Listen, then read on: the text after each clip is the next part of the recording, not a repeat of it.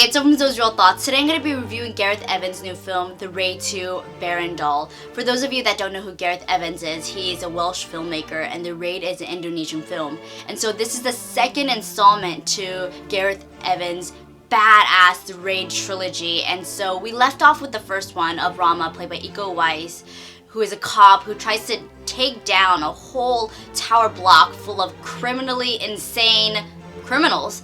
And so the second one starts off only 3 hours after that, where he tries and comes to the reality that his win was actually not a win, but only caused a dent in the criminal underworld. And so he must now go undercover to get close to a crime boss's son to try to infiltrate their kind of system and take them down for good.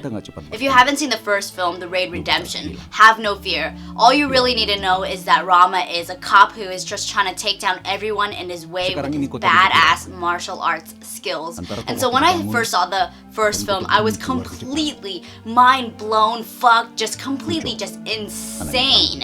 And it is an adrenaline rush, hard hitting, just pure and raw action film. Of course, the second one is no different, but this time it is 10 times harder, faster, gorier, more extreme, and just all around more badass with its ultra long, raw takes, extreme and eye-piercing action sequences, and its immaculate editing. And this is just one of those films that will leave you grinning from ear to ear and probably in tears like it did for me. And I was just kind of a mess and I had this expression on the entire time, like I am not even kidding you. I was like, either I was doing, or like I was like doing something, and I was like uncontrollable in my own chair. I just started fidgeting, and this is just one of those films that if you blink or like stop breathing for a second, you'll totally miss it. Like if you miss a beat, like you have missed something incredible that has taken on screen, considering that this film doesn't cut their action sequences. It is just playing out in front of you. And this guy takes down like 50 guys in one take. And you're seeing this in real time, real action. It's just like, how insane is that?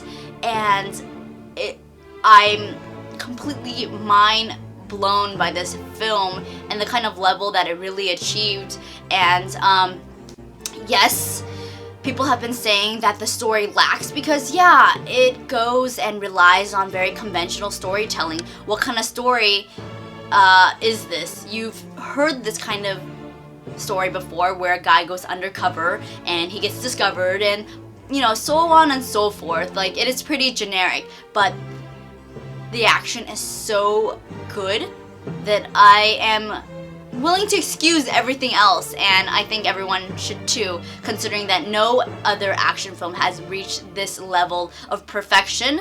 And this is probably one of the best action films ever, like in recent memory or ever. It's just every little aspect, from the performances to the music. Holy crap, the music is just insane, and I love the characters so much, especially, of course, Hammer Girl. I actually went to the LA premiere of The Raid, and my friend went to the Cine Family to watch it, and they actually had a Q&A, whereas I didn't. But we found out that a little backstory of Hammer Girl and her brother, who, if you really want to know, I'm going to put it down in the description box, and it is so worthy. And if they wanted to, they can take that premise and make a prequel. And what I found out from Gareth Evans is that while the second film starts 3 hours before, 3 hours after the first one, the third film that they're going to do is during that 3 hours.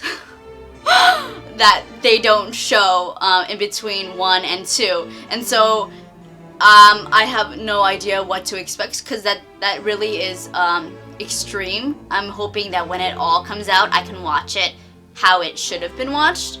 And I can't even, like, I literally, like, I think I cried.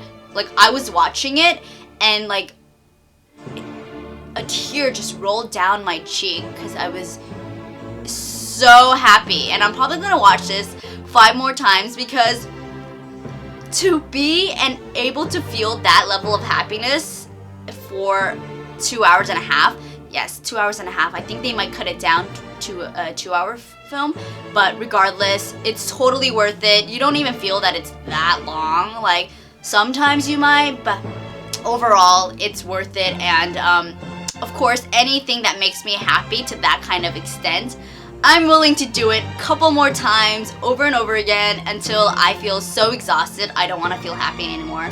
And just as a forewarning, this film is very violent, very extreme. There's just a lot of gore, and even though it is using minimal CGI, it is extreme. Like, you hear bones breaking, you see heads getting smashed to the core, you see just people getting brutally killed in inhumane ways. And while that is still considered like a turnoff, I can appreciate some violence on screen and not be violent myself, but it's all for the thrill of it, and it's just one of the best films of 2014. This is probably one of my most anticipated films, and I'm so glad I finally saw it, and I hope you guys see it, and please let me know what you guys think. It is so unbelievably great on all aspects. Can't even speak right now. I'm gonna take a breather, and please follow my blog, Blogspot, Twitter, Tumblr, whatever else, like my Facebook, and hopefully talk to you guys later. Bye.